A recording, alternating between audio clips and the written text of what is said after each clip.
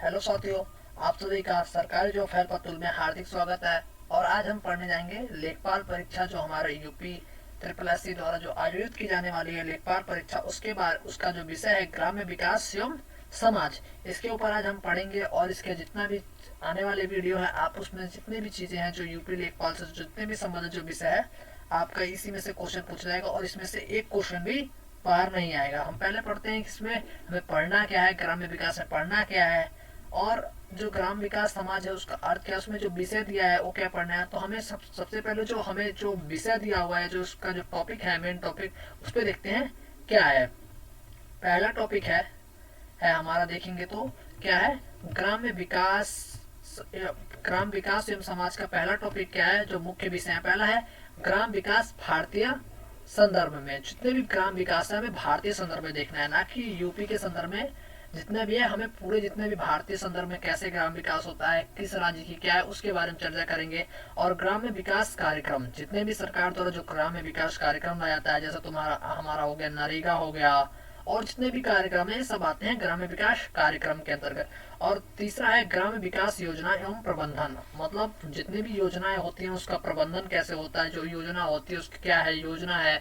जैसे अगर हम देखें तो प्रधानमंत्री सड़क विकास योजना, तो उसका सड़क विकास योजना है तो उसका प्रबंधन कैसे होगा, कौन उसका प्रबंधन कराता है, क्या होता है उसमें, लागत क्या आती है, ये सब आता है हमारा ज्ञान ग्राम विकास योजना में। और चौथा हमारा पॉइंट है ग्राम विकास शोध और प्रणाली।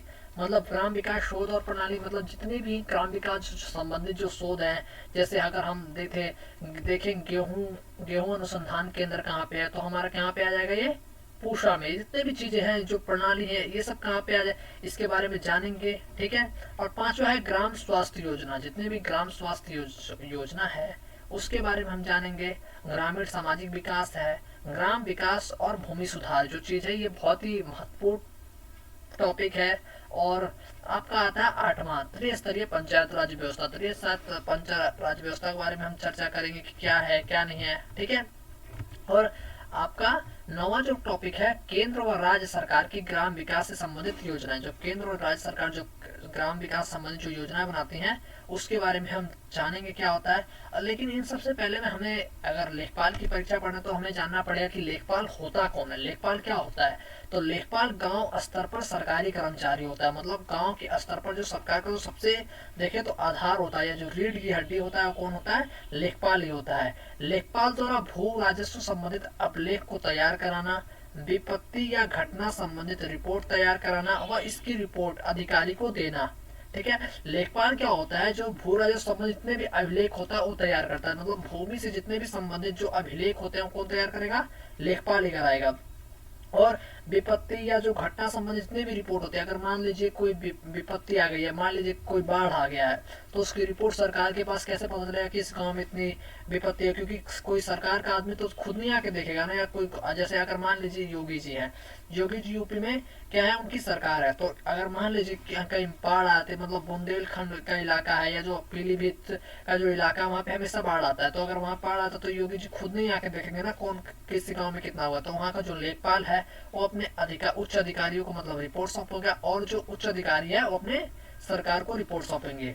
और आगे देखते हैं क्या, भूमि अभिलेखों को प्रमाणित लिपि प्रतिलिपि राज्य सरकार द्वारा निर्धारित फीस प्रति से लेकर उसको देना, ठीक है। उत्तर प्रदेश भू राजस्व अधिनियम 1901 की धारा 23 में लेखपाल की नियुक्ति का प्रावधान करती है, जहां राज्य सरकार द्वारा उत्तर प्रदेश भू राजस्व अधिनियम में निर्धारित प्रावधान या इसके अंतर्गत अभिलेखों को तैयार करने के लिए और ऐसे कर्तव्य को करने के लिए जो निर्धारित किए जाएं, ऐसे कार्यों को करने के लिए प्रत्येक क्षेत्र में एक लेखपाल की नियुक्ति की जाएगी। मतलब जितना भी होता उत्तर प्रदेश में जो भू राजस्व अधिनियम है उसका जो 1901 धारा 23 है उसके आधार पर लेखपाल की नियुक्ति की जाती है।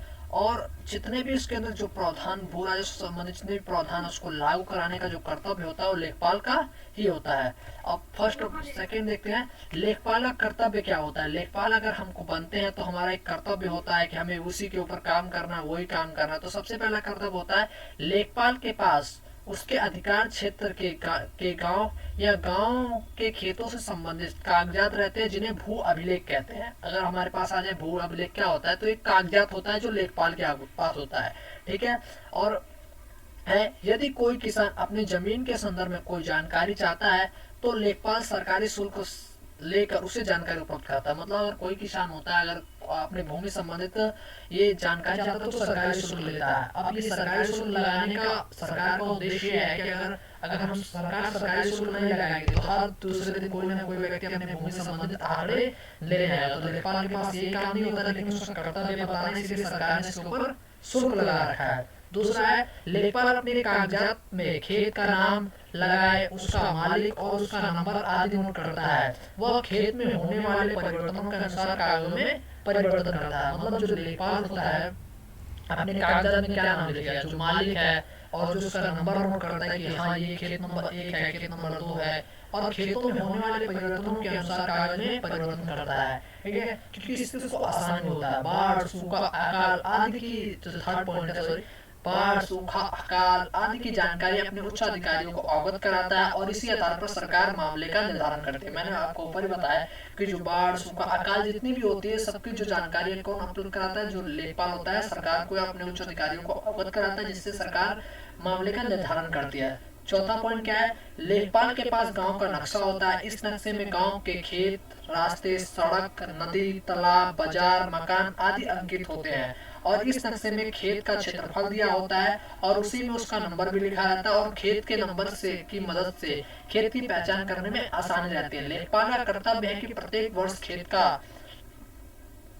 खेत की नकाशी करे तथा कमी बेसी को नक्शे में अंकित करें। यहाँ पे ना करे लिख दिया है गलती से, इसको आप कट के अच्छा लिख दिया, नकाशी करें। मतलब जो लेखपाल होता है वो क्या होता है, उसका मतलब कर्तव्य होता है कि उसके पास गांव का नक्शा होता है और इसी में जो रास्ते होते हैं, सड़क, तालाब, बाजार, मकान आदि अंकित होते हैं और इसी नक्शे के आधार पर जो खेत का जो क्षेत्रफल होता है वो होता है। अभी हम आगे क्षेत्रफल कैसे निकालते हैं, लेखपाल का क्या होता है, ये सभी हम आगे जानकारी करेंगे। ठीक है, लेकिन जो अभी मेन पॉइंट है ये है लेखपाल का कर्तव्य। उसी में उसका नंबर भी लिखा रहता है जिससे खेत को पहचानने में आसानी होती है। अब नंबर नहीं लिखा रहेगा तो मान लो कि हर बार थोड़ी है कि अब दूसरे पे, अगर हम पता होता है कि ये फलाना व्यक्ति है, इसका ये खेत नंबर ये है, तो हम डायरेक्ट उसी के ऊपर पहुंच जाएंगे। ना अलग अलग देखो खेत का माप ये थोड़ी होता है, एक ही काम थोड़ी है उसके पास। किसान के स्वामित्व की समस्त कृषि भूमि का विवरण एक रजिस्टर में एक ही स्थान पर खाते के रूप में लिखा जाता है। इसे जमाबंदी कहते हैं। मतलब क्या होता है, अगर कभी आपको जमाबंदी पूछ ले जाए और उसकी परिभाषा दे दिया जाए 4 पॉइंट में आ जाएगा, तो हमें कैसे लिखा, किसानों के स्वामित्व की जो समस्त भूमि का विवरण एक रजिस्टर में एक ही खाते के रूप में लिखा जाता है, उसे जमाबंदी कहते हैं। मतलब सिंपल से वर्ड में देखें तो किसानों के जितने भी स्वामित्व, मतलब जिसपे किसानों का, जो किसान किसी किसान है, कोई व्यक्ति है, उसका जिसपे जो जो उसकी भूमि है, समस्त कृषि भूमि का विवरण एक रजिस्टर में लिखा जाता है और उसको ना एक खाते के रूप में लिख दिया जाता है कि हाँ इस व्यक्ति, ये जो खाता है इस व्यक्ति का है, उसे ही जमाबंदी कहते हैं। सिंपल से वर्ड में हमें ये याद रखना है कि जो किसान की भूमि है एक रजिस्टर में लिखा रहता है और वो खाते के रूप में होता है, उसी को क्या कहते हैं, जमाबंदी कहते हैं। इसको 2 पंक्तियों में तैयार किया था। मतलब 2 पंक्ति होती है, मतलब इसके 2 पार्ट होते हैं। जो खाता होता है 2 होता है, एक तहसील, मतलब जिसकी एक प्रति तहसील कार्यालय में होती है, दूसरी प्रति संबंधित लेखपाल के पास होती है। मतलब जो 2 प्रति होती है, मतलब 2 प्रकार के होता है। एक किसका, तहसील कार्यालय में होता है जो तहसीलदार के पास होता है, और दूसरा प्रति संबंधित लेखपाल के पास ही होता है। और ये जो प्रति है, ये जो तो आपकी जमाबंदी है, इसी को अगर इसी में जो किसान की भूमि संबंधी जितने भी आंकड़े हैं, जो भूमि संबंधी जो आंकड़े होते हैं वही होते हैं। और इसी के अगर हमने आगे पढ़ा कि अगर जब कोई व्यक्ति आता है देखने के लिए तो उसको सरकारी शुल्क लेता है लेखपाल और उसको बता देता है तुम्हारे पास इतनी भूमि है, जो सरकारी आंकड़े के अनुसार। और छठा क्या होता है, प्रत्येक 4 वर्ष में जमाबंदी का नवीकरण किया जाता है और इन वर्षों में किन्हीं कारणों से किसानों के स्वामित्व में कमी परिवर्तन हुआ है तो उसे लेखपाल द्वारा जमाबंदी रजिस्टर में लिखा जाता है। मतलब जितने भी 4 वर्ष होते हैं तो उस 4 वर्ष के बाद जमाबंदी का नवीकरण किया था। मतलब जमाबंदी होती है, जमाबंदी हमने क्या पढ़ा, जमाबंदी होती है जिसमें एक रजिस्टर में एक किसान के स्वामित्व वाली जो भूमि है उसको लिखा जाता है, इसके खाते के रूप में तैयार किया जाता है, इसी को जमाबंदी कहते हैं। तो 4 वर्षों में इसको दोबारा मतलब चेंज किया जाता है। मतलब इसको दोबारा सरकार इसको क्या करती है, जैसे रिफ्रेश करती रहती है। ठीक है, दोबारा इसको नवीकरण किया जाता है, नया किया जाता है। ठीक है, तो इसमें क्या होता है, जो स्वामित्व वाले में कोई परिवर्तन हुआ तो उसको परिवर्तन हुआ लेखपाल द्वारा दोबारा उस रजिस्टर में लिख लिया जाता है। अब आता है नेक्स्ट पॉइंट, क्या है हमारा 7वां पॉइंट है, आजकल जमाबंदी का कार्य कंप्यूटर से भी किया जाने लगा है और इससे से कम समय में ही किसान अपनी भूमि संबंधित आंकड़े की जानकारी प्राप्त कर सके। मतलब जो आजकल जो जमाबंदी हो रही है किसके माध्यम से हो रहा है, कंप्यूटर से भी किया जाने लगा। देखो कंप्यूटर से करने का माध्यम ये नहीं है, कंप्यूटर से करने का कारण ये है क्योंकि इससे हमारे जो कागज की जो खपत होती है, जो पेड़ पौधे उससे बचते हैं। दूसरा, इससे कम समय लगता है और किसान अपनी भूमि संबंधित आंकड़े प्राप्त कर लेता है। अब इससे और कंप्यूटर का लाभ सबसे बड़ा ये हुआ है कि हमारे कोई फाइल खो जाती थी तो हमें दूसरी फाइल जो देखो कहाँ चला गया, इससे डाटा लीक हो जाता है। लेकिन कंप्यूटर से हमारा जो डाटा होता है सारा कंप्यूटर में पड़ा होता है, कभी खत्म नहीं होता है। और 8वां पॉइंट क्या है, लेखपाल तहसील आदेश का कागज प्राप्त होने पर अभिलेख की प्रतियां प्रमाणित करेगा और डाक तहसील को भेजेगा। मतलब तहसील के आदेश पर कागज प्राप्त होने पर जो लेखपाल होता है वो प्रतियां जो होती है वो प्रमाणित करेगा और तहसील के पास भेजेगा। अब ये कुछ क्वेश्चन है जो इम्पोर्टेंट है, जो पूछ सकता है हम लेखपाल के बारे में, उसको पढ़ते हैं। लेखपाल का उल्लेख किस अधिनियम की धारा में है, तो उत्तर प्रदेश भू राजस्व अधिनियम 21 धारा 23 में है। लेखपाल अपने हलके में कार्य करता है और इसका ट्रांसफर किसके द्वारा किया जाता है, तो परागण अधिकारी या सहायक कलेक्टर मतलब एसडीएम द्वारा इसका ट्रांसफर किया जाता है। और किसके समय में पटवारी का नाम लेखपाल कर दिया गया था, जो चौधरी चरण सिंह थे। चौधरी चरण सिंह एक किसान थे, किसान नेता थे, बहुत बड़े नेता के रूप में हम इनको देखते हैं। जो चौधरी चरण सिंह हैं, जो उत्तर प्रदेश में इन्होंने जो लेखपाल पटवारी का नाम लेखपाल कर दिया। और बहुत सारी जगह पे अभी भी इनको पटवारी कहते हैं, जैसे राजस्थान वगैरह में। ठीक है, पटवारी शब्द का सर्वप्रथम उपयोग किसने कहा था, तो शेरशाह सूरी के समय से ही पटवारी जो शब्द है उसने उपयोग किया था और उसी के समय से ये चलता आ रहा है। अब दूसरा क्या है, खसरा किसे कहते हैं। अब खसरा क्या होता है इसके बारे में हम जानते हैं। खसरा एक कानूनी दस्तावेज है जिसमें किसी गांव के जमीन के टुकड़े और उस पर उगाई जा रही फसलों का विवरण लिखा होता है। मतलब किसी गांव के जमीन के टुकड़े और उस पर उगाई जा रही जो जमीन है उसका विवरण किसमें लिखा होता है, खसरा होता है। और खसरों की जो खानों की जो संख्या होती है 22 होती है, जो खानों की जो संख्या होती है 22 होती है। ठीक है, अब उत्तर प्रदेश भू राजस्व अधिनियम क्वेश्चन है, उत्तर प्रदेश भू राजस्व अधिनियम की धारा 35 में वर्णित मतलब 35 में वर्णित वार्षिक रजिस्टर किसके नाम से जाना जाता है, तो खतौनी। ये खतौनी होता है तो खतौनी के बारे में हम जान जाएंगे। उत्तर प्रदेश की भू राजस्व अधिनियम की धारा किसमें है, 35 में वर्णित है। और जो वार्षिक जो रजिस्टर होता है या रजिस्टर जो होता है के नाम से जाना जाता है, जो वार्षिक रजिस्टर होता है उसके नाम से जाना जाता है, उसको खतौनी कहते हैं। खतौनी में जो कुल खानों की संख्या कितनी होती है, 13 होती है। ठीक है, खसरों में कितनी खानों की संख्या 22 होती है और इसमें 13 होती है। इसको याद रखिएगा, पूछ सकता है।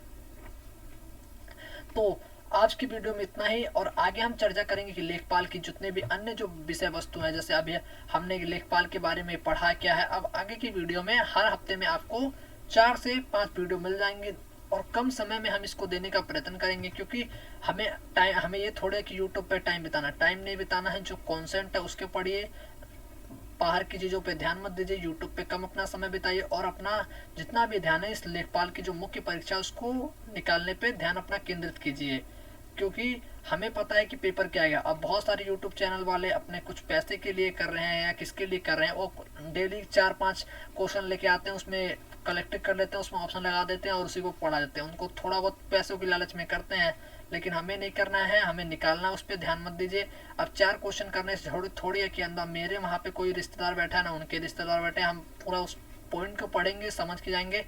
और अगर हमें उसमें से कोई क्वेश्चन आता भी नहीं है तो कोशिश करेंगे कि हम उसको भी करने का प्रयत्न करें।